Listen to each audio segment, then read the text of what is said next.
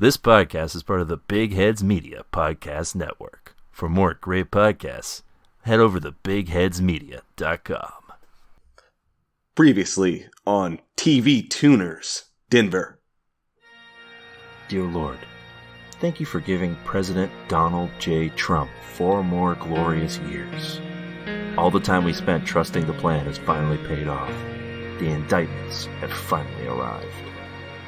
In Lord, Father, Mother, God's name we pray. Amen. Amen. And now, TV Tuners Denver continues.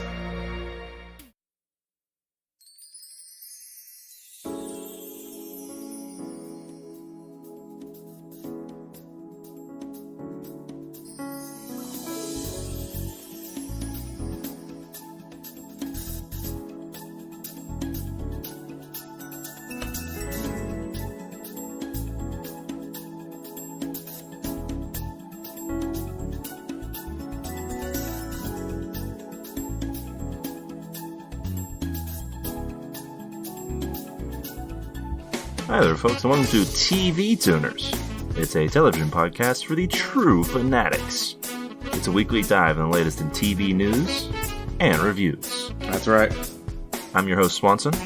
With me, as always, is my co-host and robot husband, Kio. Hey, I am not very relatable to the common man because I'm a machine man. And it's true. I masticate. Oh, I don't do that. Oh. Okay. I mean, you do what you're going to do, Swanson. Yeah, it's... I certainly don't do anything like that, or even sounds like that. Okay. I mean, that's fine. Also, I hear, you want some gum? No. Smart robot. Yeah, I'm not going down that plot point. Yeah, you might notice that it's just the two of us, me and Kio. Incorrect. Oh, there's a third person here? Yeah, Pumpkin's here. Oh, yeah. Keep him over there in the corner. Well, alright, I mean, you can't really hear what he has to say when he's all the way over there, but... Yeah, but then I don't have to smell him. Oh, Swanson, I put him in a glass, like an airtight glass case so you guys would stop complaining. Yeah, I still, it's been a real long time that he's been around. Yeah. And it's still, it's sort of, the smell is sort of seeping through.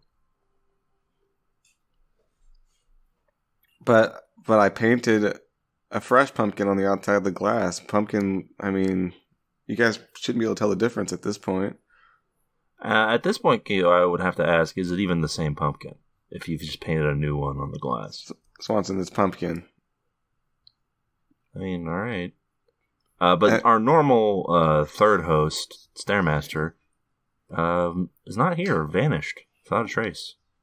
Well, there's actually one small trace left, and it's in this sealed envelope that, should I open it now, or should we wait to a climactic moment? Yeah, we should wait till, I don't know, near the end of the ep, probably, right? That's how you would do this? Yeah, I mean, okay. So here's what I'm thinking, right? Eventually, the two of us are just going to kind of run out of steam. We're just going to be like, and then at that point, we'll just bust out the letter, and that'll bring some excitement back into the pod. Oh, okay, yeah, that's good thinking. Yeah, we usually sort of don't... traditionally, for the listeners, of course, everyone knows that we're the ones who are usually very done with the program by the end, and not the one missing from the trio. Yeah. So that makes sense, yeah. Now, the last I heard of Stair, he said something about going to the capital. The capital of Denver. Yeah. Which, very strange to me, because I'm pretty sure we're in the capital of this. Well, Denver's a city, of course, and we're in the capital of Colorado, which is the city of Denver. Yeah. So, was he talking about just like the government building here, or like Is he like? Is there like some subsidy of? It's hard to pinpoint. There's been a mess recently. All right. Well, there's some people saying that those murals, those satanic murals near the airport. Oh yeah. They're saying there's a secret stairway that goes into sub Denver. But that's not. That can't be the capital though. That's just like a seedy underbelly of Denver, right? I mean, I would hope. The thought of all the important people being in there. Yeah, I mean, Stair wouldn't go there, would he? No, surely he's much too afraid to do that. And he's very wise too. Like he makes sound decisions about not only where he's going, but also with his health too. Yes, yeah. What he eats, what he consumes, how he spends his days. Yeah, he's just like me. Like I have a ongoing quest for crystal clean water, so I can, drink that and have a nice healthy beverage. But Stairmaster's very similar. I think he's looking for something like equally healthy. I don't remember what it was. Well, he does talk about crystals a lot, but I don't know if it was water. Yeah, I'm pretty sure crystals are like health related, right? Like there's people who like put magic crystals in their like room to like have like magical healing energy. He's probably doing that. I guess it's health related if you don't actually believe in science. Well, I mean, Swanson, you know what they say about scientists. What do they say about scientists? No, they always lying. Oh, that is the classic quote, yeah. I believe Mark Twain wrote that one. Yeah, I mean, can't trust him. They've been bought out by the government anyway. Yeah. Yes, there's a very healthy individual. I think, much like you and I, he treats his body like a temple. Yeah, like the same temple that we use to serve our Lord and Savior Jesus Christ.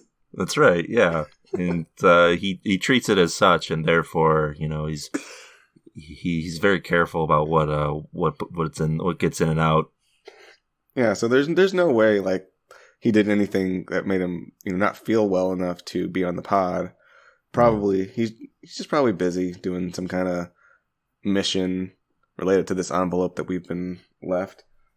And it is important, Kiorain. I don't know if you've ever picked up on this detail, but it is important not only to watch what goes into your body, but what goes out as well. Yeah, like you got to watch what you say, Swanson. The wrong person can hear the words coming out of your mouth, and you can get smacked. That's right. Yeah. So welcome to TV Tuners. Great podcast filled with wonderful times. And hey, listen, if you enjoy what you're listening to so far, why not subscribe? What? That's right. We're available on all of the podcast apps of your choice. Both of them? It's more than 2, Kioran. Come on. Oh, how many? At least 10. Wow. Technology, right, folks? Yeah, the future is infinite. Yeah, you can go over to any of your podcast apps, Apple Podcasts, Google Podcasts, Stitcher, 2, Spotify, 3, more. Okay, that's at least 5, it sounds like. Okay. Yeah. Well, and more isn't an app. It's just to catch all the other ones. Should be an app. Yeah, let's get into the app business, make ourselves an and more app. It just keeps showing you more apps. Let's just hire a guy to make this app. We'll pay him like $20 to see what he can come up with. Yeah. And then just sort of release it as is. Yeah. Yeah, that sounds like a good idea. What could go wrong there? Nothing. Yeah, if you go over there, you hit that subscribe button. And if you're over there hanging out, why not leave us 5 stars and a review? No way. Yeah, you can do that. If somebody does that, I don't know. I'll probably do a backflip, hurt myself, so probably don't. Well, but if you want to see that, then you are going to want to do it. Okay. It's actually a good reason to incentivize people.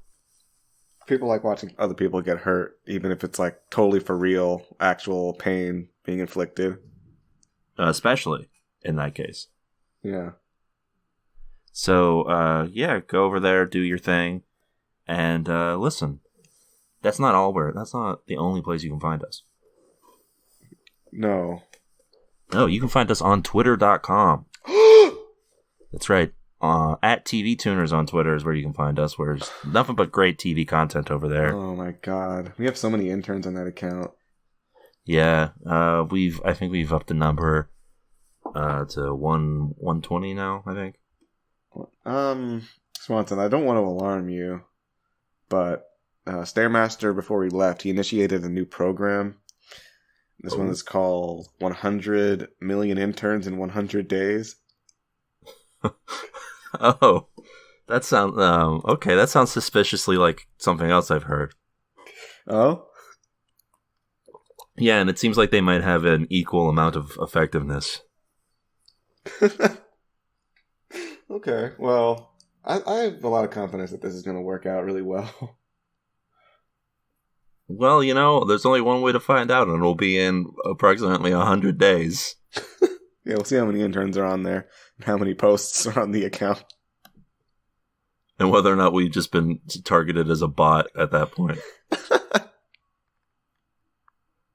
Yeah. You can go over there, click on that to do all that. But if there's a personal connection that you want to have with us, you want to maybe get an email read it aloud here on the pod. Email? With some sort of pressing quip, comment, question, foresight, or otherwise, maybe. Well, you can send that to us at our email address. tvtunerspodcast@gmail.com. What's that email, Kioran? tvtunerspodcast@gmail.com. That's right. Yeah, you can send them over there, and we'll give them a glance, give them a look around.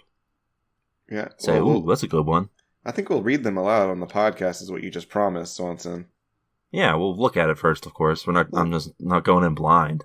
No, we're gonna read it just no matter what it says in full. That's right. Even if the headline, like the title of the email, is like a slur, I am legally bound to read it. Yeah, like the headline is just in words. Yes, I'm. That's how you get me. Look, if you're looking to cancel me, that's how you do it. Yes, like Swanson will just dispassionately read the entire email that's just full of just complete hate speech, incitements of violence, so on and so forth. Yes. And if you're thinking of sending that in, trust me when I say that I might never actually see it because I might delete it so fast. Coward. Just the thought that someone would screenshot it as I was like looking at my inbox. Some sort of Russian hacker. Some deep state operative. Look, there's no Russians on your computer right now, Swanson. Well, that's a very loaded term you just used, Kioran, right now. Oh? Okay. Well, don't you worry. Oh, okay. Well, that makes me worry even more. What do you mean? Well, normally when people say "don't you worry," that's usually the point where you do worry. All right. I mean, Sergey is not on your computer. Like, he hasn't been on there for a long time. So Sergey. Yeah. Is this an established character that I've forgotten about? What do you mean character? This is the real world we're dealing with. Yeah, well, I mean, like, character in the sense that he's a wacky dude. No, Swanson, you don't know him, and he hasn't been on your computer for a while. All right, well, that's enough to fill my confidence. And, yeah, with all of that out of the way, I guess it's time for us to get to our tweet of the week. The first tweet of the week without Stairmaster around. Oh my god, and he's the social media intern leader. No, imagine. Alright, so am I reading this or are you? How's this work? I'm so lost. You can read it, Kieran. Alright, so this tweet comes from M6424 at M. Newsome. And should I read the whole number for this username? I think it's important. 3776-9973. Did they put their whole, like, phone? No? Okay. They want calls. I think it's enough digits for a phone number. Is it? No, it's not. Okay. So the tweet is addressed to Disney Plus and the WandaVision account. And it just reads, boring.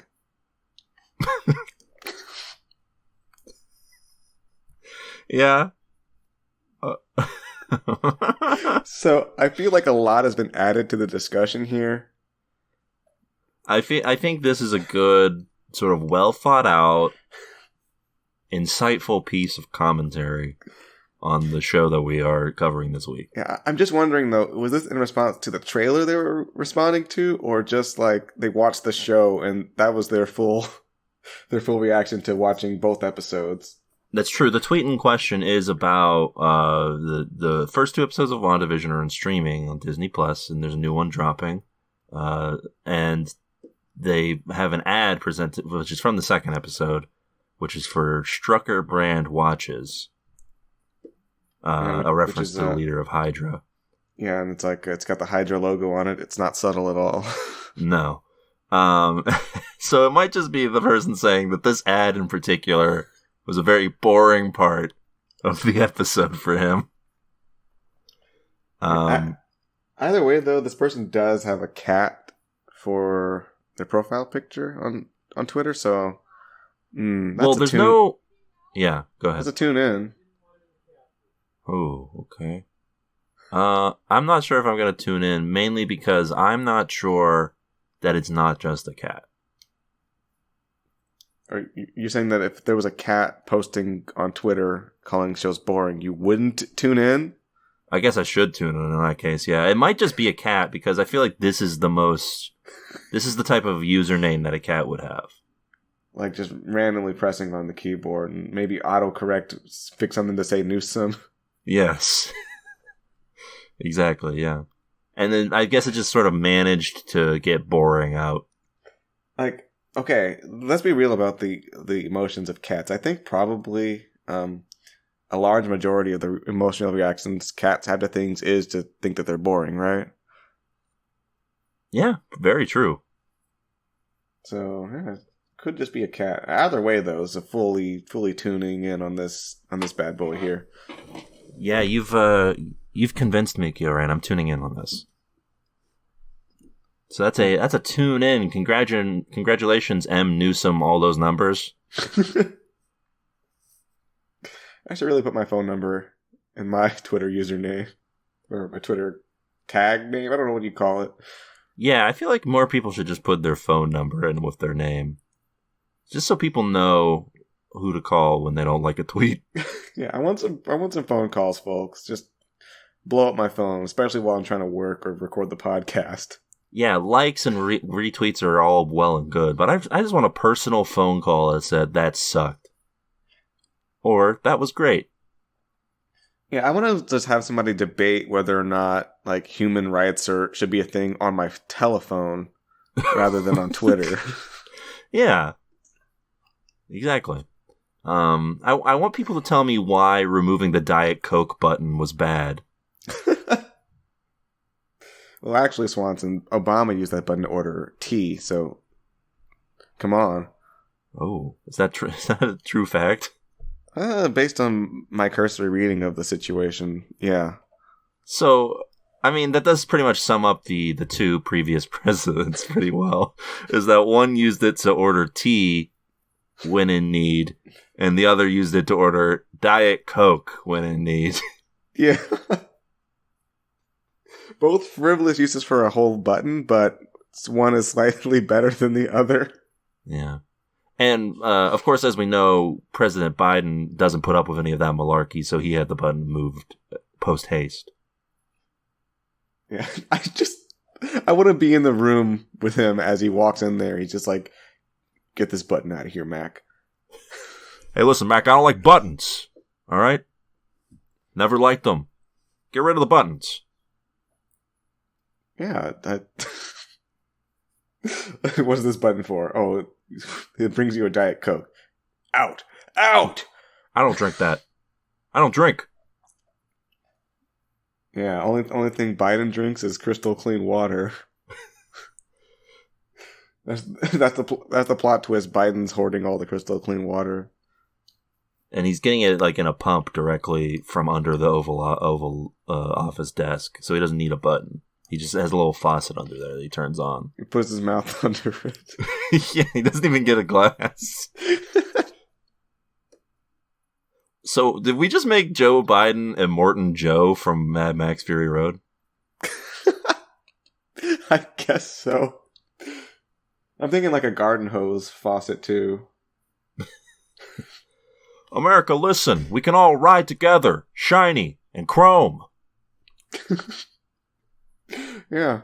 Look, better timeline, to be honest, folks. You know what? Yeah, I agree.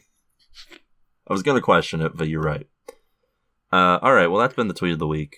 With all of that out of the way, I guess it's time for us to get to The Rabble. What? That's right. The Rabble is a segment here on the pod where we give you a little sneak peek, a little appetizer of what we're talking about this week by finding you some IMDb reviews and some critics reviews to give you a bit of what the consensus is before you get our official TV Tuners look into how we feel about the current program, WandaVision.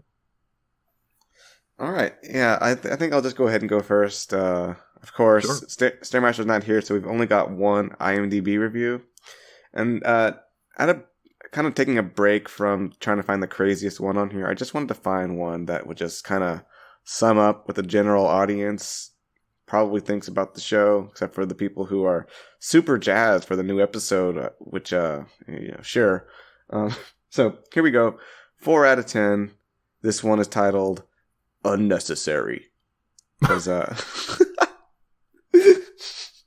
that's what I think of when I watch a show. I'm just like, do we need a TV show? Yeah, every time. Well, it's funny you say that because I feel like we have actually had this conversation a lot on the pod. Yeah. I'm being unironic when I make my statements in that voice. Oh, okay. All right. Anyway, so this was by Brian, and then a bunch of numbers. Not as many as the other one, but 18660. Okay, it's definitely not a phone number on that one. Yeah, not a year either. Not sure what this number is. I'm going to crack the code one of these days, okay? All right. First of all, this is just for the first 2 episodes. So here's the thing.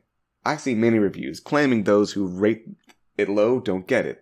That it's not a sitcom. It's building towards something more. It's actually a horror show, etc. I do get it. I read about where the show's supposed to be going. Understand it will start to evolve. People say it's brilliant because it is a satire on the old shows, while at the same time building up to something sinister. My issue is I don't need to watch over-the-top parody acting and writing for 95% of the first 2 episodes to get where they eventually want to take it. I get that this is down sort of Wanda's imagination, subconscious pain, but other shows that have a build-up to something else that are done well still are enjoyable and keep you interested with things along the way. I can tell there is something else going on, but I personally don't care for 90% of the show to be dedicated to a 50 sitcom spoof to get me there. I'm not saying it won't get better, but IMO, it's a horribly boring to get to the payoff. If you think about watching this, I'd recommend waiting to binge more of it quickly, because watching the first 2 episodes in and of themselves have been awful for me. 145 out of 224 found this helpful. Wow. All right, a bit of middle of the road there. Some pretty good points in that, actually. Hark, IMDb review with points. Valid or otherwise. I mean, look, if we're completely fair about IMDb, we do a tiny bit of cherry picking here on the podcast. Oh? I've never noticed such a thing. And we kind of try to pick out the most outlandish hilarious reviews for you to sink your teeth into. But this time I decided to, toss a bone to the rabble, the huddling masses. That's true, yeah. The people far below us.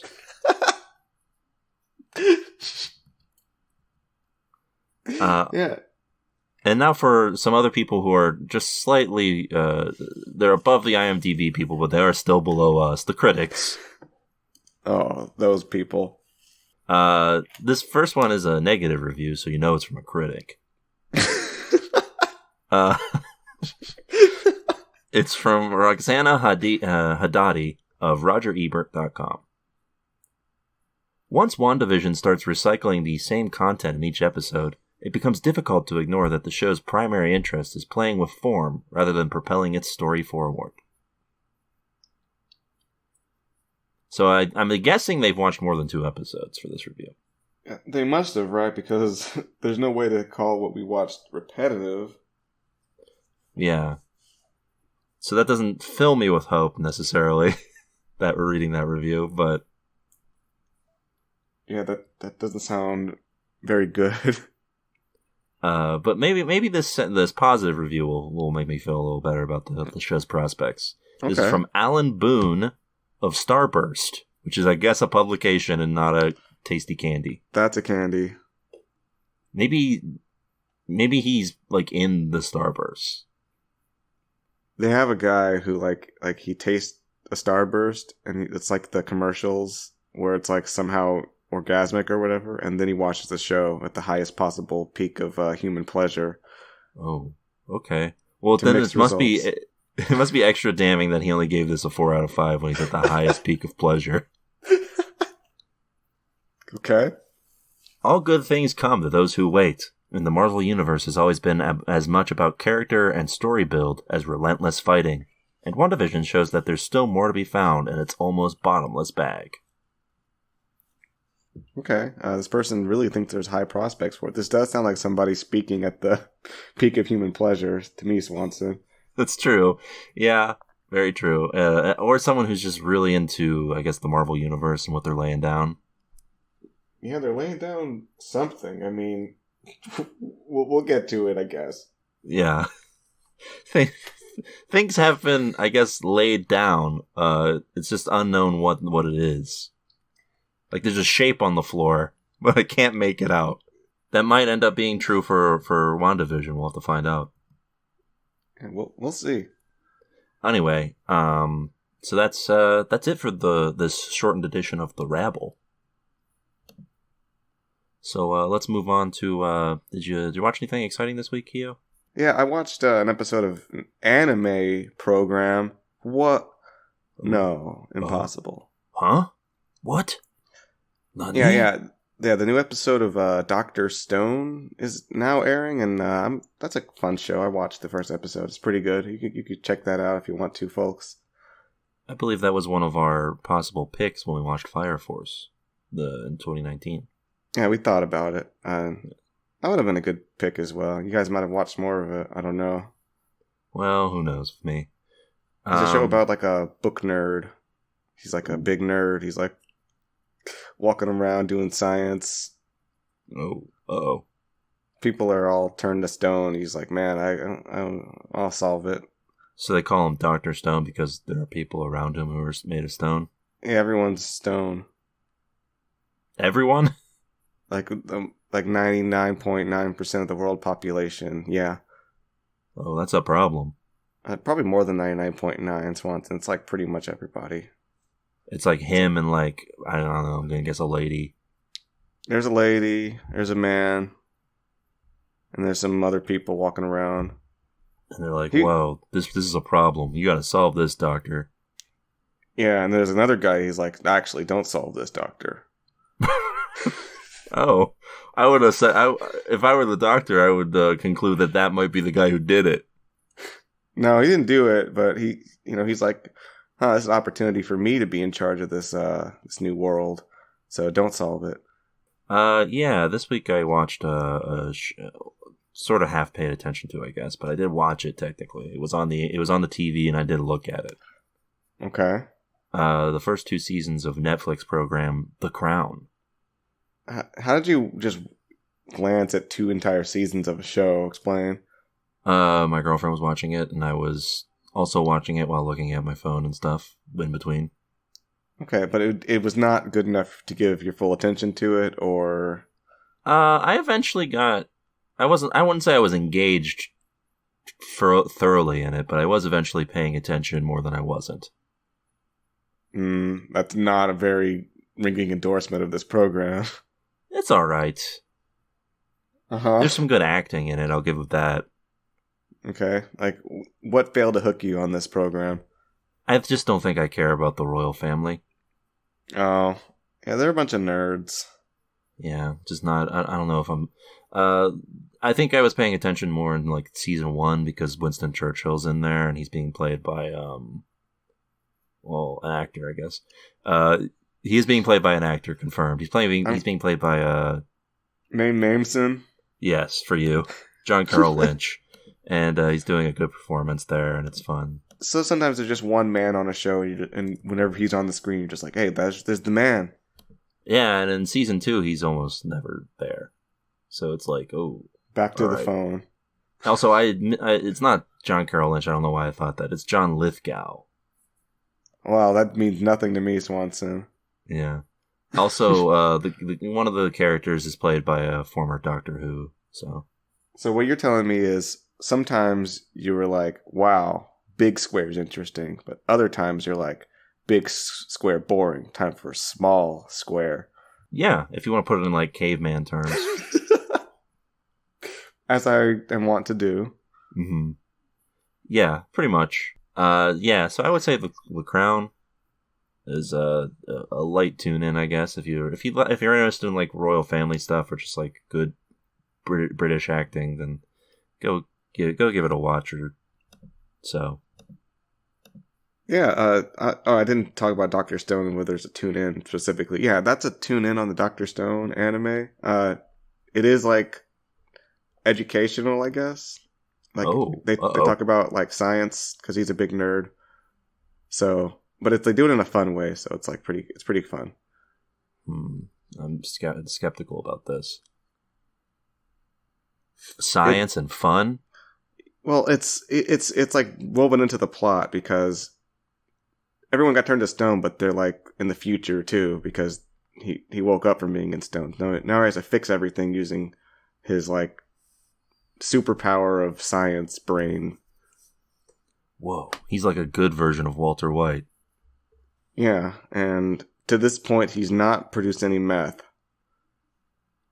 Yeah, he'd probably have to wait for...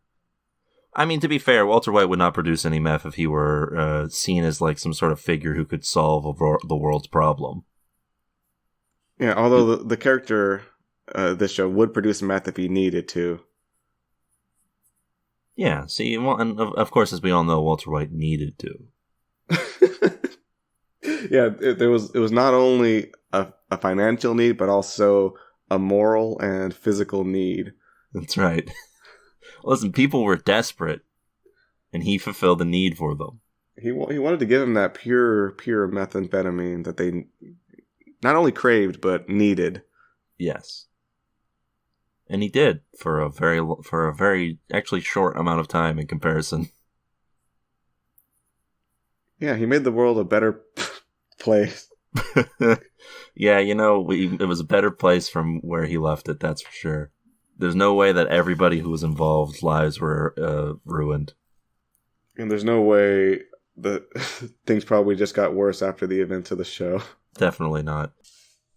That's that. So let's get to the news, huh? What? Yeah, there's news to be had. What happened? Oh my god, is everyone okay? Yeah, everyone's okay. We're in a new era now, Kio. There's a new president in town. His name is Joseph R. Biden. Okay, what else? There's a female vice president. What else? Donald Trump's in Florida, I guess. I don't know. Okay, what else? There's a Dungeons and Dragons TV show being made. What? Yeah, I did list this in order of most important details of the past week. Okay, well that's crazy. Yeah, the new Dungeons and Dragons show is being produced by the writer of John Wick. John Wick? Yeah, of course. He's like a Dungeons and Dragons class, right? I mean, like, if you have somebody in your Dungeons and Dragons party who wants to be John Wick, they're probably going to derail the game a little bit, I think. Well, you don't think just like killing a bunch of people is going to work out for your campaign? No, I mean, I think D&D is more interesting when you have like legitimate challenges to fight through, and not just having one character who can just like kill, I think, everyone by himself. Well, hey, listen, he has his own challenges. Like, people are trying to kill him. Yeah, sometimes he has to get into like a fist fight with like a really like elite guy, which he wins. And that's like fighting a dragon. Yeah, by yourself and just that's right. Winning. Yeah, so this Dungeons & Dragons show it's an official Dungeons & Dragons show. So Wizards of the Coast are, I guess, involved. Are they in the room, or are they just saying, okay, you can do this? Or are they like in the writer's room saying like, I don't know, that seems a little bit racist, folks. And they, of course, they would be the arbiters of that. Yeah, they, it doesn't say specifically, but if I were to wager a guess, it's probably that they're in the writer's room. They're pretty controlling about the world they build, aren't they? I think so. They've got rules for how you're supposed to do it.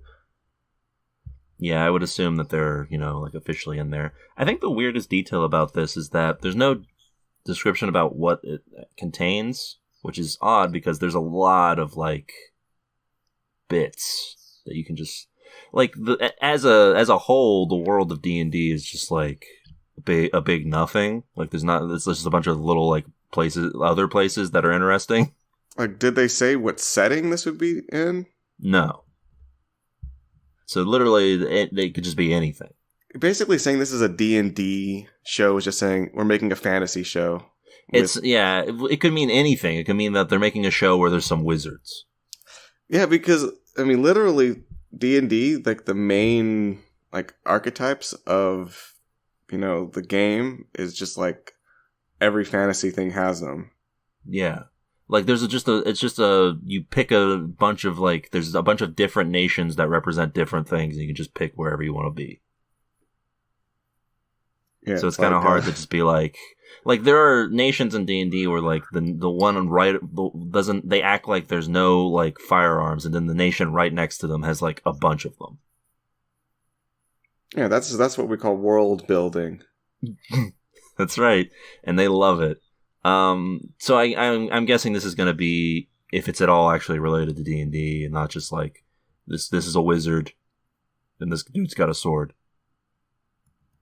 and there's an elf, and it'll be like they're picking and choosing the cool things, right?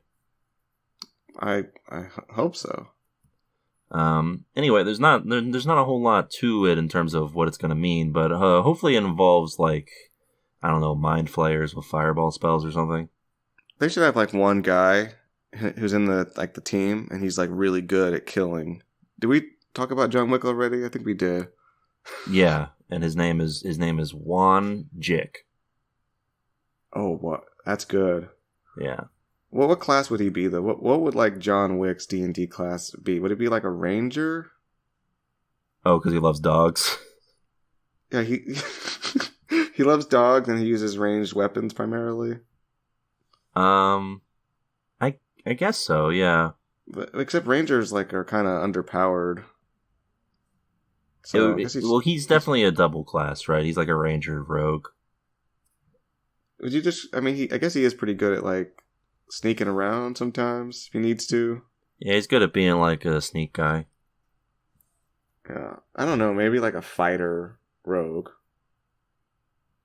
I mean, assassin is just a subclass, isn't it? True, but I don't know. Like, he's really good at doing everything related to killing, not just like sneaking up and stabbing people. Okay, hear me out. He's a vengeance paladin. Okay. Now I'm getting on board with this.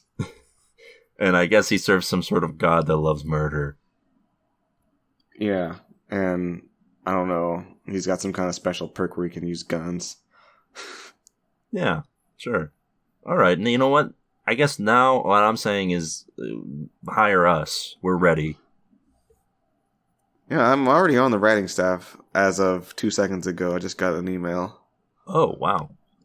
Very fast.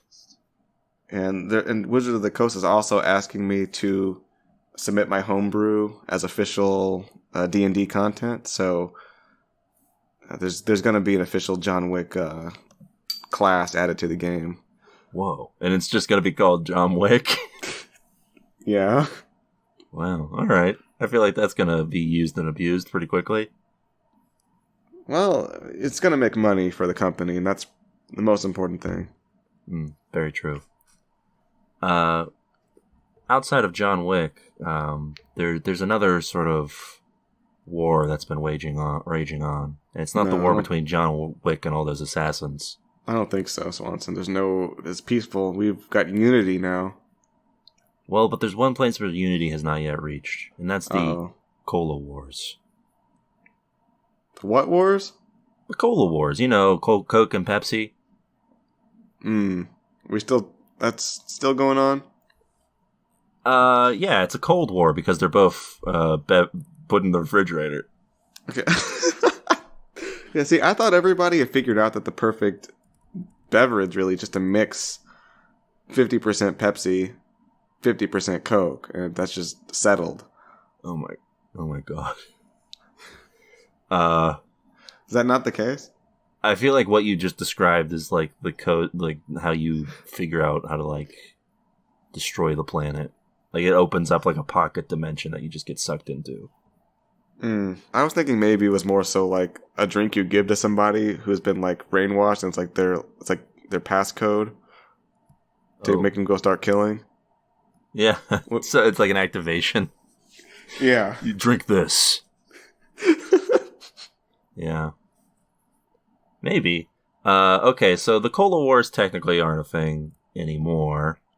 It ended in like the 80s sometime, much like the Cold War.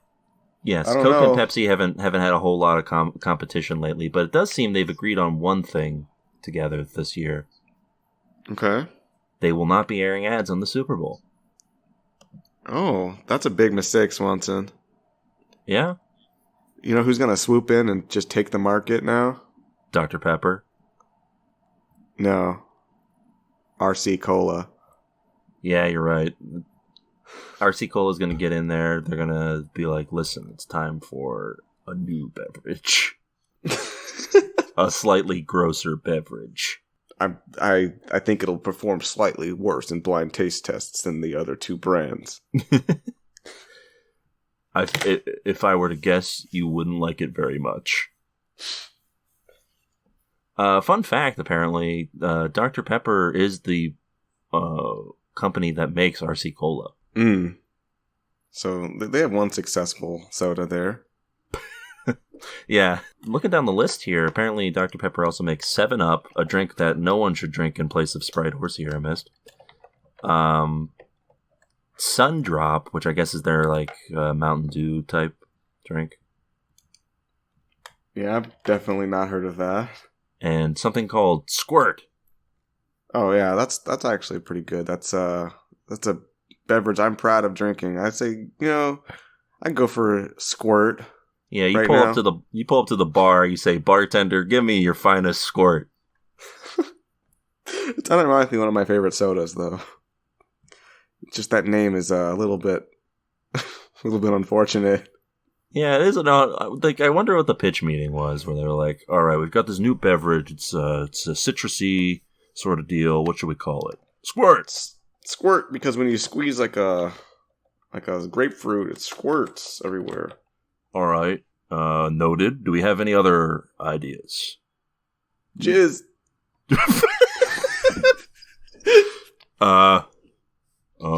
Okay. How about titties? What? All right, I guess we're going with Squirt. Well, I got one come. Squirt it is. Okay, here's the deal, Swanson. I think Squirt actually originated in the 30s. Oh, so long before it was a dirty thing. Probably, right? I don't know. Who knows? The 30s were probably depraved. I mean, like, were they that repressed that sexual words started coming out in names of canned beverages? Call it squirt. Because I'm pretty sure they didn't even acknowledge the female orgasm back then. Well, it wasn't. It didn't exist. Yeah. Simply wasn't around. No. So it appears that Coca-Cola and Pepsi will not be having any commercials during the Super Bowl due to the unprecedented times, I guess. I don't really understand it. Presumably because I guess it costs a lot of money still to run the Super Bowl, even when there's literally nothing going on. I guess so. Like, what's even going on with sports nowadays? Well, the Super Bowl is played in an empty arena. Yeah, is it winning season yet? It's winning season for what's going to be 2 teams, I'm assuming. Okay. Yeah, because apparently Coke spent $10 million on ads during the big game last year, so I guess it makes sense that after you've recently laid off, like, I don't know, 2,000 employees, you don't want to sort of throw a bunch of money into the garbage. Yeah, hefty little cut there. Yeah, I'm not buying any Coke. I'm in my house right now. That's a social beverage, Swanson. It's true. Yeah, you ever been at a party and you've been just crack open a can of Coke? Yeah, it's just like the commercials. Like, I take it out and it's got like fresh condensation dripping off of it, and it's in the classic glass bottle, of course. And I just take a big sip of it, and it's just that's a happiness right there. That's right.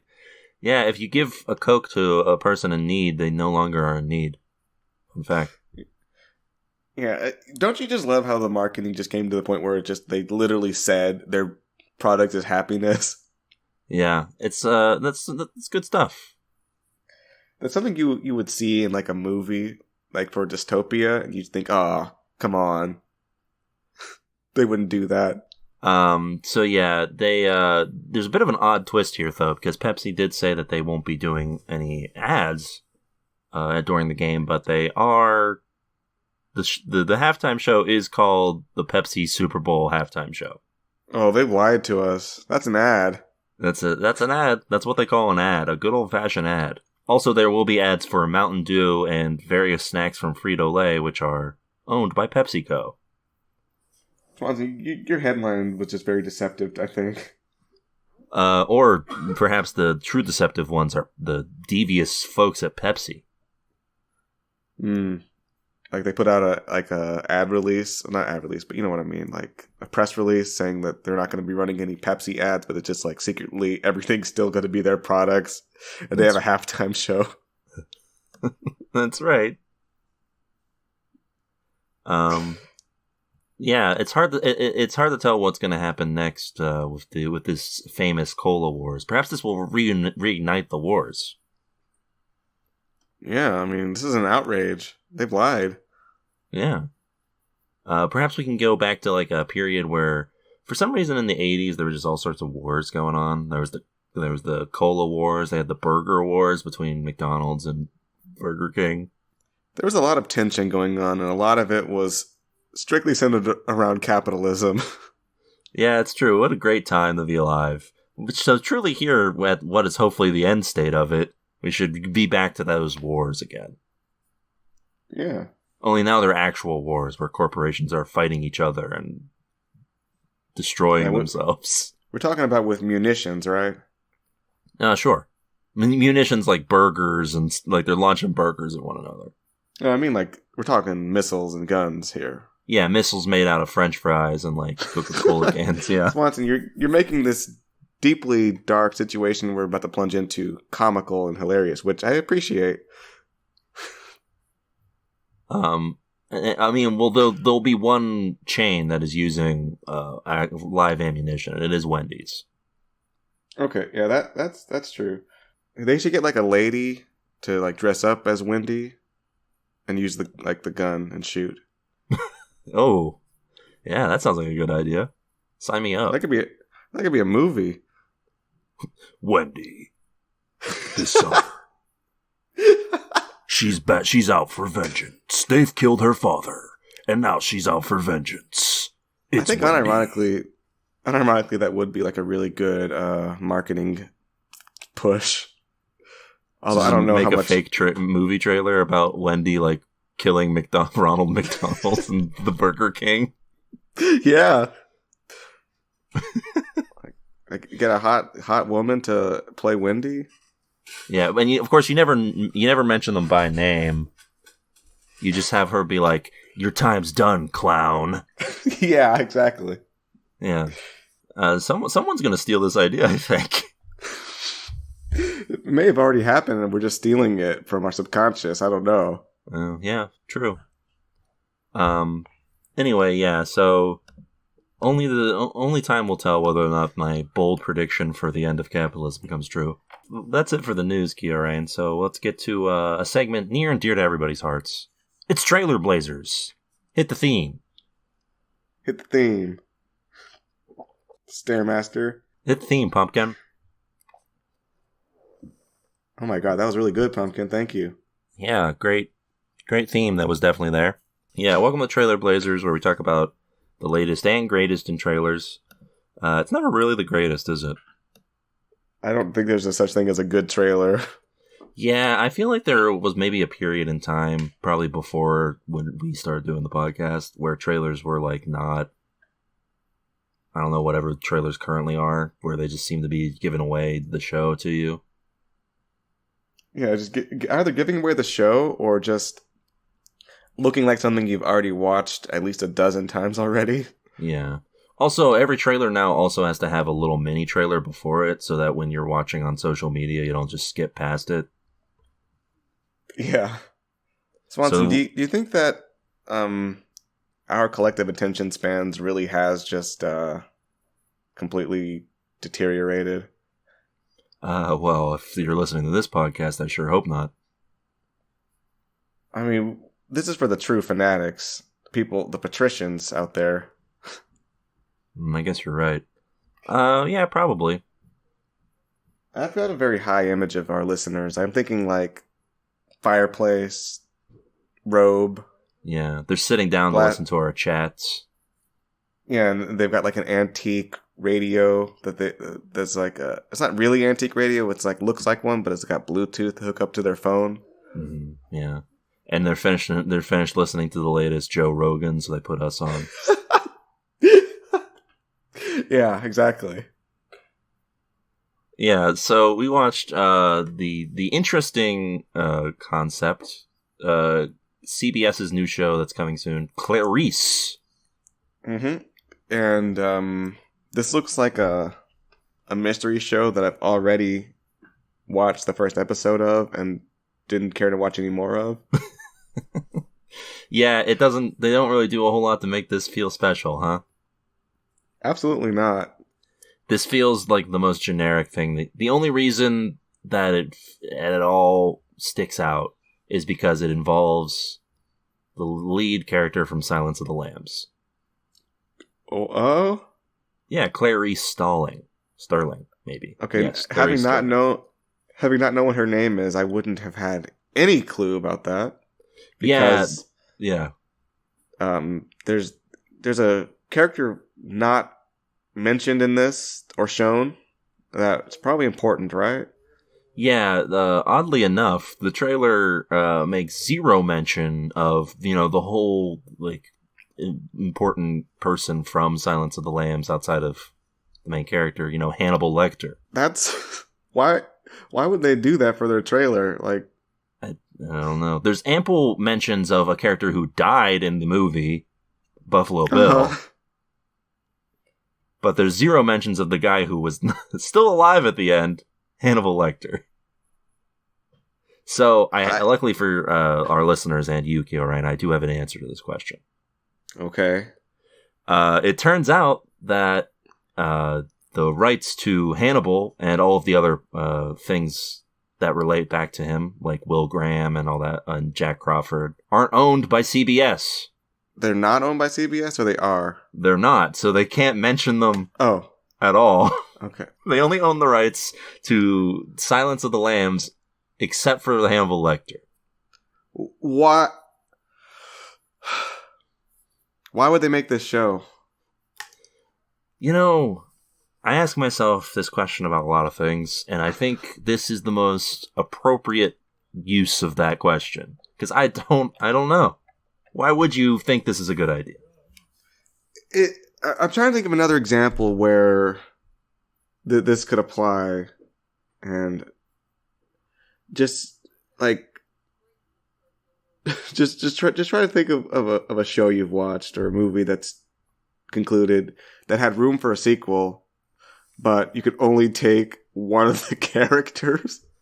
Well, yeah, it's so the sequel to Sonic the Hedgehog has neither Sonic nor Dr. Robotnik. It's just James Marsden. Yeah, I mean, that's slightly worse, I think. But also, it's not that she like does anything interesting in this. It's just that she's tracking down serial killers. You know, like half of the show's on CBS.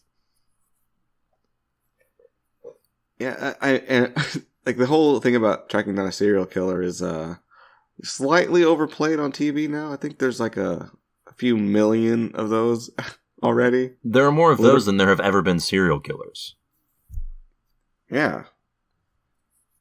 Like, the body count of all serial killer shows on TV is greater than the full human population has ever existed. Yes, at least. Like, every week there's a new serial killer that each team of these shows has to track down. Yeah, each killer has like 1 million kill count. It's absolutely insane. Yeah, like in Criminal Minds, which is the most egregious of these, it's like if you like they open up a file and they're like, "Oh yeah, that's the murder bandit. He murders and then he bandits, and he's got a caseload 15 miles long." Yeah, that's the Texas Kill Station. He kills his victims with a PlayStation in the state of Texas. Like, wow, these are very specific murderers. But we can figure them out using our psychology? Yeah, I guess. They had one guy who would always be like, the unsub never got to finish Final Fantasy VII on the PlayStation, and it resents it. I'm trying to think of a good, like, prime example of this. I think it would be like if you made a show that's just about like Christopher and not the rest of the Sopranos, and you can't mention him. Where he's doing like movies. Yeah, he's in Hollywood. He's making movies, and meanwhile his dad's like, I don't know, dead in Jersey or something, but he's never mentioned. Yeah, because they can't mention them. Yeah. So it's just, and he's called Christopher Soprano. Yeah, it's like clearly the exact same character, the same actor. Yeah. But he's just not involved at all with his family. No. And it's never explained why, because they can't be mentioned or talked about. Like he has like psychological issues, but he can't talk about why. Except like he did crimes. Yeah, sounds good. That sounds like a good show. Maybe he could just say, "My uncle." Yeah, there you go. That's the full extent of it. Yeah, this is dumb. This doesn't look any good, but somehow I imagine we'll watch this, so. I'm gonna tune out on that trailer. That's a tune out on this trailer. Alright, well, better luck next time, Clarice, even though I highly doubt it. With all of that out of the way, I guess it's time for us to get to our main event this week.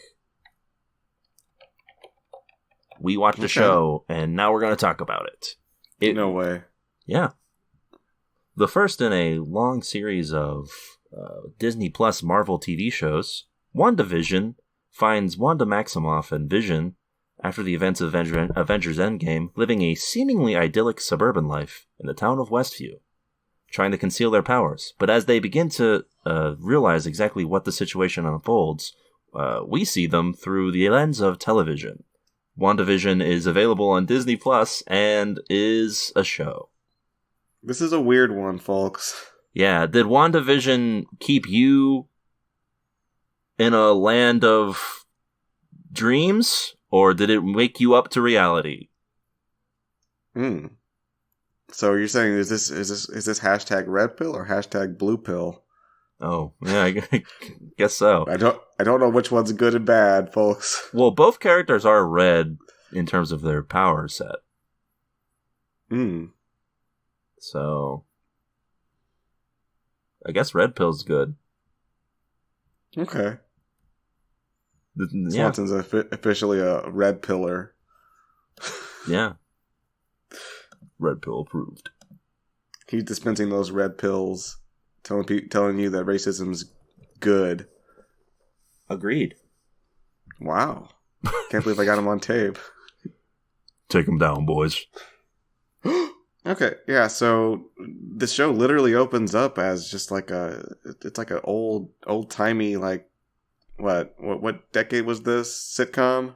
Black and white, everything. It's supposed to be the 50s, but the sitcom that they're actively, I guess, satirizing is the Dick Van Dyke Show, which is a 60s sitcom. So I'm not sure. I guess some sort of amalgamation of the two eras. Yeah, did you ever watch the Dick Van Dyke Show? Yeah, it's actually a pretty funny show because, Dick Van Dyke's a funny guy. Yeah, I'm a TV novice, as you forgot to mention at the beginning of the podcast. You never say that anymore. I don't know why. Well, probably because we've been doing this for almost 2.5 years, so the novice part kind of rubbed off after. So I'm a TV novice, so I don't really have any experience with a lot of these, especially older shows that Swanson does have some experience with. So it's true. We're coming at this from two very different angles, which is that you have no sort of understanding or care for the history of television, which the show is directly sort of commentating on. And I have perhaps too much knowledge of such thing. Yeah, well, I actually do have a little bit of experience with the history of television through an unlikely scenario, Swanson. Oh? Well, so, explain. All right, so let me take you back over a decade ago. Yeah, like probably thinking like 14 years ago, Swanson. Wow. I was a ragamuffin child there, getting into no good, just, causing mischief, trouble. And, I got my privileges taken away, Swanson. Whoa. No TV, no computer, nothing, no video games. And this was the Bush era, so they were allowed to do this. Yeah, this was just, this is crazy. But, I had a secret weapon, Swanson. I had an old TV, like we're talking like a really tiny black and white antenna TV with a knob on the front of it, Swanson. Yeah, so odd bit here, I also used to have one of those. Yeah. So, I had it in my room and it was just like, I can watch this. I could check this out. I could put this on. And you pick some channels up, put them down. Yeah, picking some channels up, putting them down. And so some of the times I just watch stuff like, I think we got Fox, so I could watch like The Simpsons on it. Oh yeah, of course. So that was cool. But also I just got the old shows sometimes. I saw like the old Star Trek machines. Oh yeah. Another show that was on there hanging out was I Love Lucy, which I did not like. Yeah, I mean, I don't think I Love Lucy is a show that really appeals to kids, right? Probably not. I mean, maybe it did in the 50s, but I don't know. But yeah, that seems like about this era, right? Yeah, I Love Lucy is technically, it was one of the first TV shows, so it was in like the mid 50s. But yeah, I think this is sort of the era that they're generally going for. Yeah, so I've got, some modicum of experience with these type of shows that was not a parody of these shows. Yes. Well, here's the thing. The reason I specifically slated out the Dick Van Dyke Show is that the intro that they do for this episode, this first one we watched, which is the first of two, surprisingly, because these episodes are half-hour installments, roughly. Yeah. Which was not expected, I don't think. I didn't. I knew that like WandaVision was going to be like a weird like send up of like TV tropes or whatever, but I wasn't expecting a half an hour installments for the first like Marvel TV show. Yeah, like I was expecting an hour, but I guess they were really going for the actual authentic format of these shows, which is more power to them, I guess. Yeah, it's hard to say how well this worked out. As a television nerd, I enjoyed the certain elements of it, but look, I don't want to like get mad at Mr. Marvel up there for trying out new stuff, because I definitely don't want them to just stick to the same formula over and over again. That's the worst situation, right? Yeah, like I would think it's at least they're trying an interesting idea here, right? Yeah, definitely. Seems like I don't know, what do you call it? Like the word starts with an A, ends with a T, has an R in there. Art? Oh, that's what they call that? Yeah, I don't know if you call this art. Some people have high standards for art, like only look at like pictures on the wall. I'll call that art. But I'm just saying, like, I like people being able to try out new stuff. That's what we call art, I think, right? Yes. I enjoyed that. Like, honestly, it takes it takes some chutzpah, to use a non-gender specific term, to sort of open up your first show with this sort of. Frankly, the first episode is just a straight up sitcom. It is. It like if you saw this back in the 60s, you'd have been like, "Oh, this is a TV show." Yeah. It's actually funny because the 60s was like an era where TV was just really getting into some bizarre concepts. Like in the 60s you had like Mr. Ed, where it was a talking horse, and that was a show. That was a whole ass show. Really? Yeah. And like a popular one too. You had shows like we'll talk about it a little bit later, like Bewitched, which is a show in which there's a witch who's married to I think it's always a military man, and she has to like hide that she's a witch. I think I remember watching that. Yeah, it's a very popular show. And yeah, then you have, and it's like they would air side by side with like more traditional shows like the Dick Van Dyke Show, which is just about a guy who writes for like a comedy show. Uh-huh. And then like coming on at 9:30, it's Mr. Ed, the talking horse. Yeah, that sounds like a wild time in television, Swanson. Yeah, the not to be recreated again until the 80s, when just any dumb concept could be made into a TV show because the cable networks were expanding and whatnot. Yeah, well, I do like to see it. I like to see people trying new things and not just making another serial killer show. It's true. Or another Marvel Netflix where they spend 10 episodes waiting to get to the character putting on their helmet or whatever. That's, you know what? You don't have to worry about that here because Scarlet Witch and Vision, they're using their powers.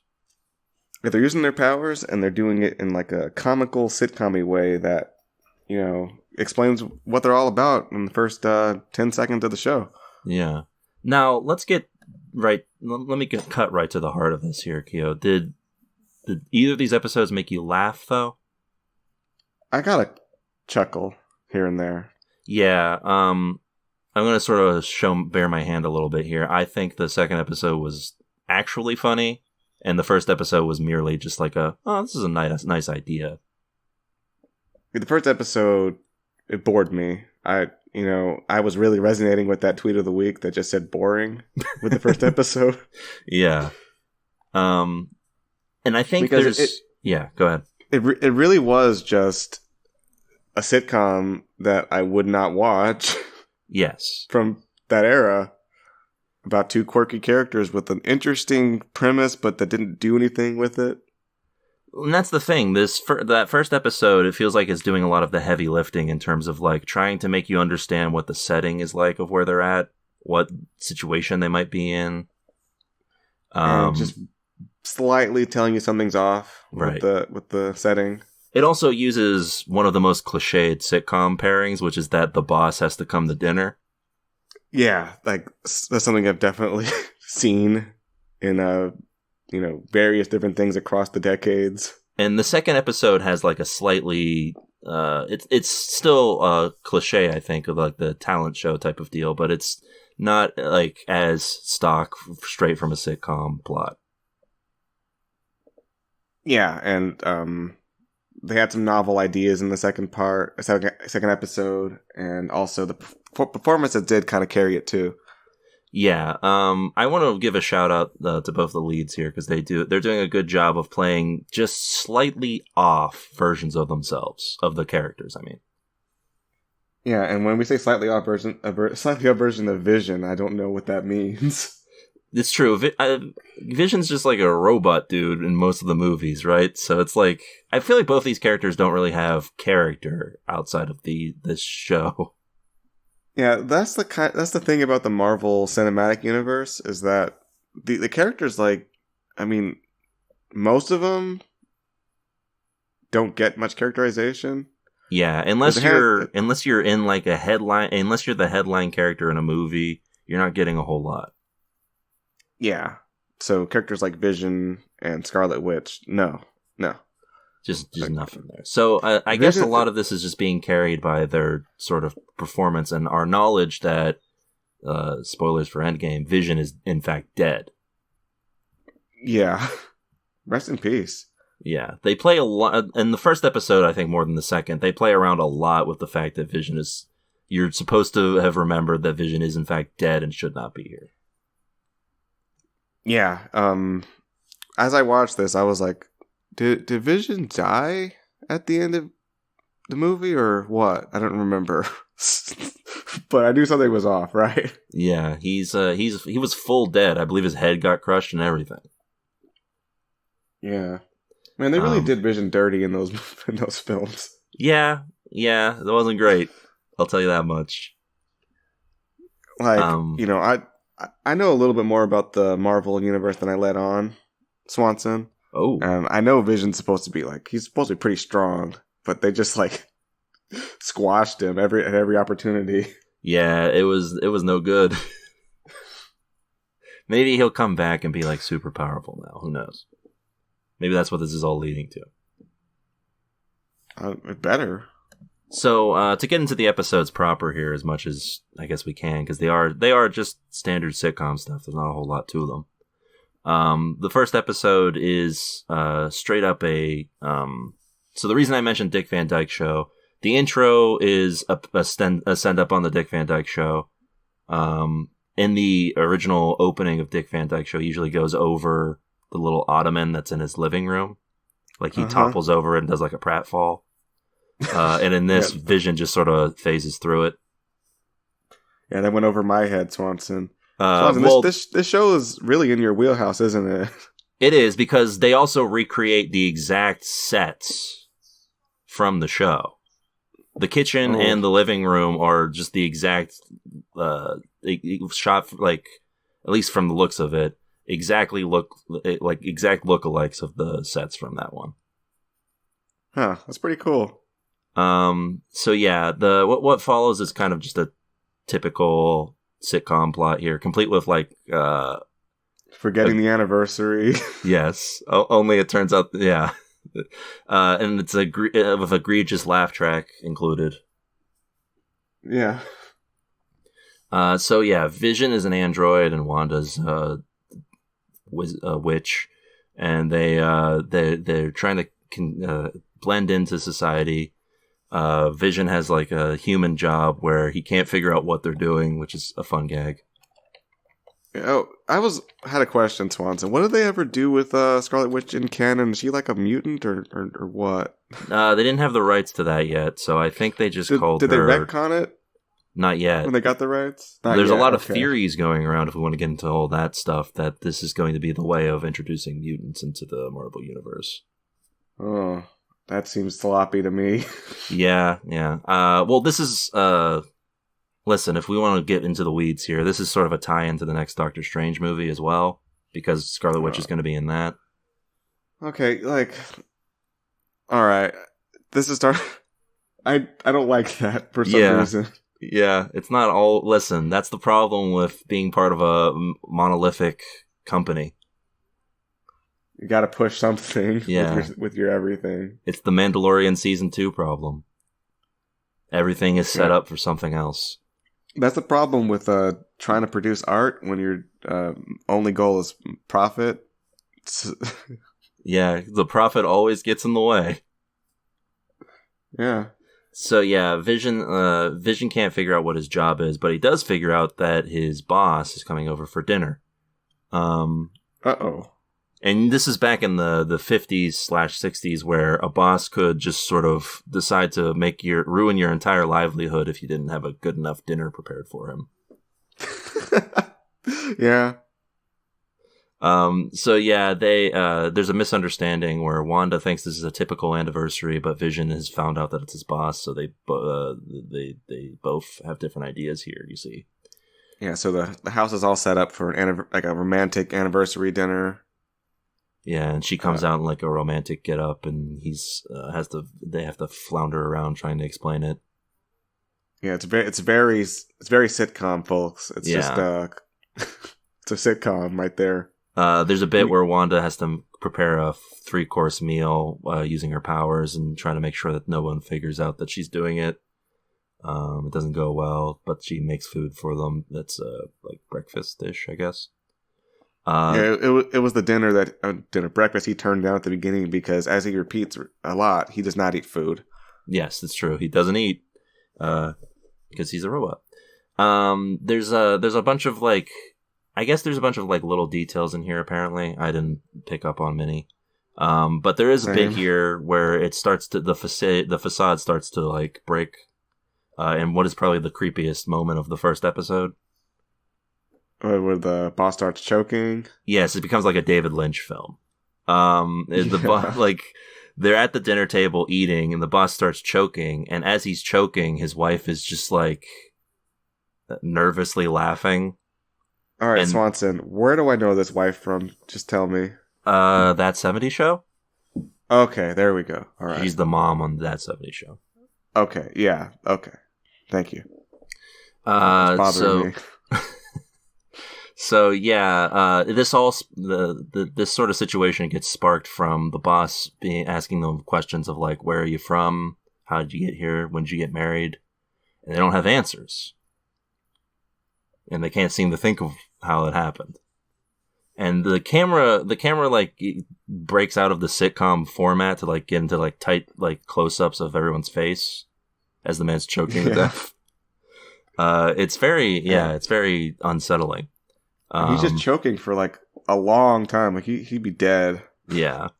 Vision. And the wife's just like, stop choking, stop it, not funny. Stop choking, stop it, not funny. Vision saves him. They have. You have to be told to. Oh, that's true. Yeah, because they were just staring at each other. Yeah. Vision saves him, and then we get like the generic like ending of a sitcom where the boss is like, "You did good. I think you should get a raise or whatever." And he's like, "Oh, well, that's great, boss." And then it ends with like the sitcom like old timey like fade out, and then someone's watching WandaVision on the TV. Ooh, who could that be? Not us watching it on the TV. It's someone in the TV watching it on the TV. Oh no. Very ominous. Whenever I see somebody watching TV, I'm just like, uh-oh. Oh, that's no good. I'm supposed to be doing All right. that. Swanson, this is just not working. We got to open up this letter from Stairmaster. All right. I can't wait to hear his thoughts on, or I guess, hold on. I can't wait to hear what he has to say. Look, he's going to tell us all about where he is right now. and how he's doing, and what everything. So here we go. Should I read it? Yeah, go ahead. Okay, this is from Stairmaster. The last communication we've had with him. First episode seems pointless. Socks is meowing at me now. Period. Huh. Is that a haiku? I guess technically it might count. I don't know how the counting goes, but the way that was written seems poetic to me. Yeah, it might not be a haiku, but it is poetic, that's for sure. Yeah, I don't know if I would describe the first episode as pointless. I can see what the point of it was. It was to introduce the setting, situation, and to tell us that something's off. Yeah. As well as to make some references, but it was kind of boring. It just wasn't funny. It wasn't funny, yeah, that was the main problem. The thing with doing a sitcom satire / parody is that you do want to be funny as well. Yeah, you got to put some actual jokes in there, not just references to stereotypes. Yeah, luckily the second episode does have more jokes, even if it's not as laugh out loud hilarious. Yeah, some of the I think they were supposed to be comedy was more kind of just kind of off-putting, I guess. Yeah. But they kind of made up for it near the end there, I think. Yeah, very true. So this second episode is... So the first episode was... I think you probably noticed this, right? That the house is completely different in the second episode. Yeah. Yeah, so the first episode, the house is patterned after the Dick Van Dyke Show. Well, this time around, the house is patterned after Bewitched. Ooh.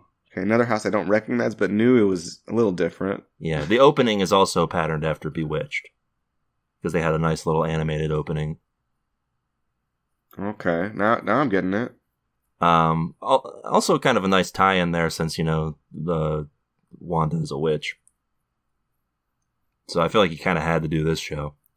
Oh, of course, Swanson. So yeah, there's a little bit of a cold open, I guess, for this episode where they're in the traditional 50s, 60s separate beds. And yeah. They're getting... What a tragic era, Swanson. It's so tragic. How do you have children? Once in a while, you push those beds together for the mere purpose of procreation. Yeah. Do you think people in real life in that era had separate beds? They couldn't, right? It's just a TV thing. I'm right? almost 100% sure it was just a TV thing, but the thought of that being all the rage... Ways to spice up your life in the bedroom. Separate beds. Was it some kind of TV standard where they just couldn't show them sleeping in the same bed for whatever reason? Yeah, I believe that's the idea because funny you brought up I Love Lucy earlier. One of the things that almost didn't happen on the show is that they weren't sure if they could incorporate her pregnancy. Wow. Into the show. Because, we can't even imply that people have sex. No. Genitals don't even exist. No, it's true. They had an episode where Ricky Ricardo takes off his pants and is just smooth down there. Yeah. And he's trying to grab at it and he's like, nothing there. He said, Lucy, where'd my penis go?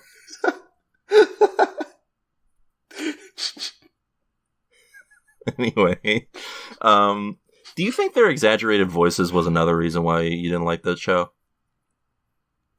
I mean, probably found it kind of annoying. Yeah. Because they do sort of play up their actual voices on that show. Yeah, I also kind of didn't feel like there was much going on with the story. Very Whatever true. the story was. So the second episode involves the two of them preparing for a talent show. There's a neighborhood talent show going on, and Wanda and Vision are I guess the original opener is that, which is what we were talking about. Whoops. So they hear strange noises outside of their house, and it turns out to be a tree. and Vision is cowering in fear when Wanda finds this out, and that's like a funny gag. Yeah. So then, the main crux of this story is that they're going to prepare for a magic act that they're doing at the neighborhood talent show, but they're not doing any real magic is what they're planning here. They're just doing the fake stuff. And there's a subplot here, I guess, or like a side deal where Wanda meets the leader of like the neighborhood like committee. I don't know what it is. Yeah, it's like some weird committee. But there's like a bit here where I've seen some people describe this show as a horror show, which I don't think it's straight. I wouldn't say anything in it is horrific so much as that it's like there are slight moments that are unsettling.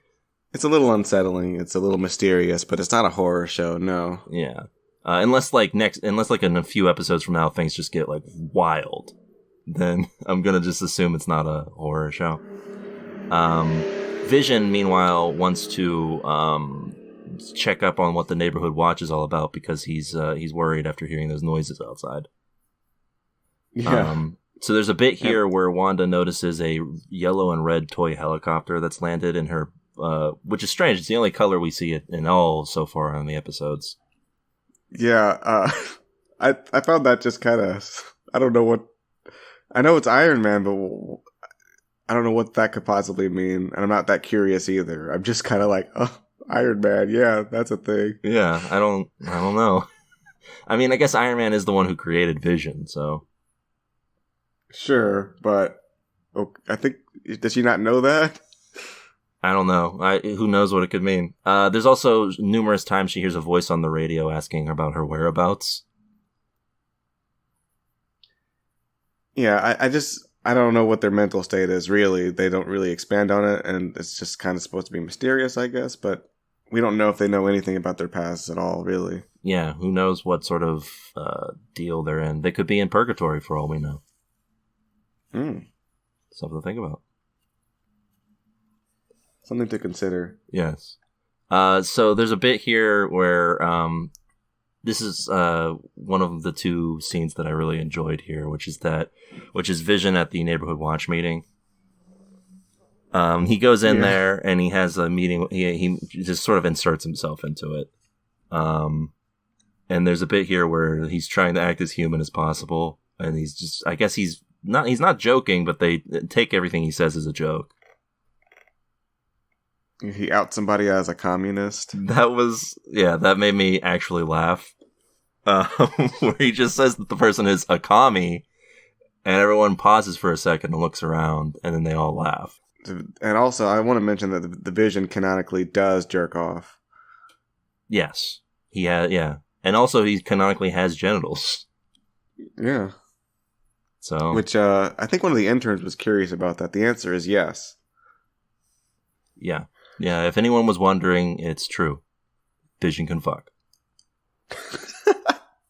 So he's given gum, and he chews it, and then accidentally swallows it. It gums up the works.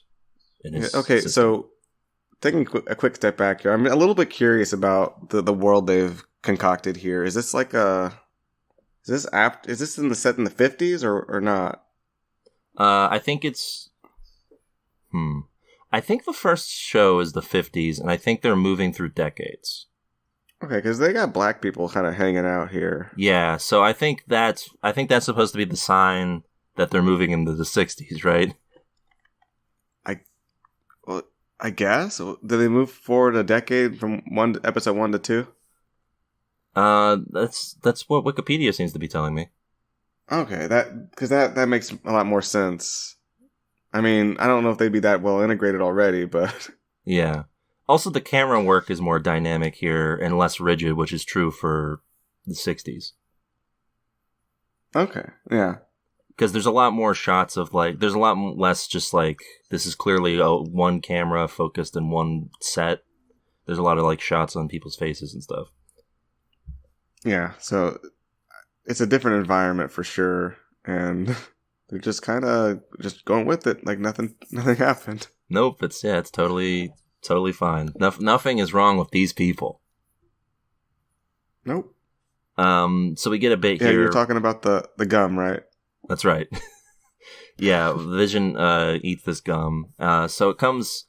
Wanda has this meeting with this lady who works for some committee that's setting up the talent show, and she's not happy. She seems to be suspect something about Wanda. She also seems to be a bad person too. Just in general. Yeah, and then her glass breaks and it causes a red blood stain to enter their world. Strange. The radio is also saying, "What do they do to you, Wanda?" Something like that. Something like that. And I couldn't pinpoint who the voice is supposed to be. I guess it might just be a character who shows up later, but not someone already established. Maybe. I have no clue. So we cut to the best part of the episode, which is this talent show. By far the highlight of both episodes. Yeah, it's just like it's a good fun time. There's a lot of fun gags going on. Both of the actors are just giving it their all. So Vision shows up, and the gum in his system makes him essentially look like he's drunk. He's acting as a drunk robot. Yes. Which is, funny. So he comes out for the show, and instead of doing any of the fake magic, he starts doing his actual abilities, which makes Wanda... She then has to use her power to make it look like it was fake, and it's actually a really good bit. Yeah, it's a fun gag. My favorite gag of this bit here is he lifts the piano, and she goes and takes it and shows that it's cardboard, and they cart it away, and it cuts to a guy, and he says, "That was my grandmother's piano." Yeah. Very, very funny to me. Just this poor sap has now lost a precious heirloom. So there's a bit here where he's they're doing all this talent show stuff. There's a fun bit where he's trying to have a guy pick the right card, and he goes through the entire deck before he gets it. Super fast because he's a robot. So eventually they end on a big thing here where they teleport someone in. She's confused how they did it, but they won't tell. It ends with the traditional sitcom, like, "You guys just did something unheard of, and we're going to reward you for it," type of reveal. The talent show goes well. They return home, and then Wanda's suddenly pregnant. Yeah. A strange reveal. And then things get real wild real quick. They go outside after hearing a rumble, and a beekeeper appears. And he looks to the camera and he says, "Do not call pest control." Interesting plot development here. Yeah, I don't know what that could mean, but... Now, listen, we're both nerds, Gilray, and we know who this means, right? Yeah, it's AOL Instant Messenger. That's right, the nefarious scientists who I think are Iron Man villains originally. I'm not sure who's villain, but yeah, I think that makes sense. They're the creator. They're known for being the creators of MODOK. So listen, if they get even if it was just a single shot of MODOK in this show, we can see MODOK's leg dangling in the corner of a shot. Yeah, the instant greatest show the Marvel's ever made. Yeah. Yeah, I was asking Swanson, and I used a more... I think Swanson called me out earlier for using a kind of... a gendered kind of thing, but I said, do you think they have the sack to put MODOK in here? I don't know. I don't think. Maybe this show is kind of a bold choice, honestly, but I don't think they're ready for putting MODOK on the big screen or the small screen. It is more ambitious than anything I would expect to see from Marvel Disney. Yeah. I wasn't I was expecting it to just be well, hold on. Let's finish this up and then I'll give my thoughts. That beekeeper shows up from the manhole. Wanda panics and resets reality, but then things start to change, and suddenly they're in the 1970s. Ooh, okay. So we kind of brushed past the best part of this for straight boys like me. oh And that was Wanda looked pretty good in that magician's assistant outfit. Just gotta say, Swanson. yeah, that's I would agree with that. She looked good in that. Definitely, that's how you can also tell this isn't the 1950s. Oh yeah, it would have been unacceptable to wear that. Yeah. Now that I'm thinking about it, I think the main symbol to the audience, I guess, was supposed to be them pushing the beds together, because that was only like a 50s thing. Oh, okay. Yeah, that makes sense, huh? So what they were witnessing was reality shifting 10 years completely, and the beds coming together was to show that they were in the 60s. Yeah, I don't know. Maybe it's a thing. Listen, we can get into to like BS theories about what's happening in this show if we want, but maybe it's a thing where if she uses her powers to alter the reality that she's in, it moves ahead. Like maybe. Because that's the only time that she's done that in the episodes so far, and other times she's just using her powers around like where she's at, not about reality itself. Yeah, I don't know. Who knows? This is a mystery in which the clues are like very subtle. Well, not like not I don't know, not super subtle, but they're not tipping their hand very much so far. Yeah. Like I don't know how to describe it exactly, but like the shows are the Easter eggs that they've been giving you, the clues are all like nerd shit that if you're not, it's not really a mystery you're gonna solve other than just kind of figuring out kind of what's happening, but not why. So yeah, there is that's about it for these shows. What were your thoughts here, Kieran? Well, I'm curious to see where this is going. Overall, episode 1 did bore me, but episode 2 mostly made up for that. So I'm going to give this a light tune in here. Yeah, I think I'm going to go. I'm going to go with the full tune in, Kieran, on this. That's right. Mainly because you're a big TV nerd, unlike me, who's a television novice. That's right. Yeah, I enjoyed those little touches. I'm interested to see more of them. And also, listen, I too have been fatigued by the Marvel Universe, but this is a good way of sort of showing that there's still stuff that it can offer. Yeah, that's a bit different, yeah. Yeah, that there's more that they're capable of producing than just like your standard superhero or like superhero movie, but this one's in space. Yeah. But yeah, I was pleasantly surprised by this. I thought from the trailers that the sitcom setting was going to be it was going to be in like the first episode, and then by the end of the second episode, they were back to doing superhero shit. I thought it was going to be like they were purposely hiding things because they were going to reveal in the second episode that nope, this isn't actually what the premise is. It's more superhero stuff. Yeah, they're going to bust out and just start punching guys. And listen, this show's apparently 9 episodes long, so I have to assume there's no way they're doing that for the next. There's not enough decades. Oh, they could go with future. Oh, okay, that would be interesting. I'm going to assume pretty ambitious. Yeah, more than I could even think of, probably. But I'm going to assume that at some point halfway through this show, they're going to revert to whatever's actually going on, right? And then by that point, it'll probably be more of a standard superhero show. But right now, I kind of like where it's at. Yeah, if they keep bringing the funny jokes, fun situations, and, do that until we're getting to the real stuff, then, I'm on board. Yeah, and I think it works best because these characters are sort of, for better or worse, and probably worse, blank slates.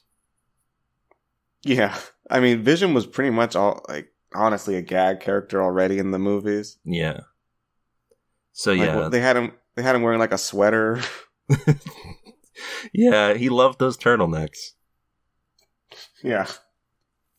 Yeah, they I think it helps that these characters aren't well defined in the Marvel universe as we see on screen, so that they can sort of adapt to them, and we get to spend a bit more time with their relationship, which also wasn't super fleshed out before it was taken out. Yeah, like, what was their relationship? I don't remember it entirely because I don't really remember Age of Ultron, but I do seem to recall that they got together at the end of that for reasons. They were like, mutual attraction. Yes. Thanks. Yeah, something like that. Also because Age of Ultron is like a mess of a movie. Yeah, they could have done a better job, Swanson.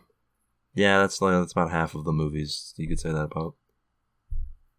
So yeah, that's a tune in on WandaVision. And that'll about do it for this week's episode of the pod.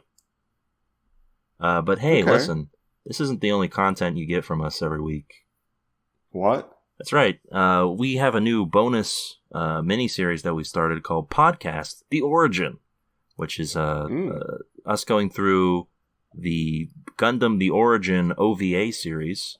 And that was brought to us by a person who gave us, who bought us some coffees on Buy Me a Coffee. Look what I got, Swanson. I got a coffee right here. Yeah, and that was brought to you by the person who purchased those bonus episodes. Hold on, Swanson. I can't hear you over me drinking this coffee. That's a good coffee right there. It's cold. It was a hot coffee. Yeah, that's the kind of coffee you like. And yeah, you can go over to buymeacoffee.com/tvtuners and you can request your own bonus episode by donating. All you have to do is donate. Just a single coffee gives you one topic for us to discuss. A movie, a TV show, anything your heart desires. If you want us to talk about, like, Squirt, the soda, on an entire episode, buy us a coffee. And we'll figure out what happens in that episode. But probably it's going to get existential or sexual. Probably both. Yeah. Sexistential. So, yeah, buymeacoffee.com/tvtuners for all of your needs. And we'll be back next week with more TV goodness. Until then, all of your needs. Keep watching. Bye. It's over. I found him. Hey, folks.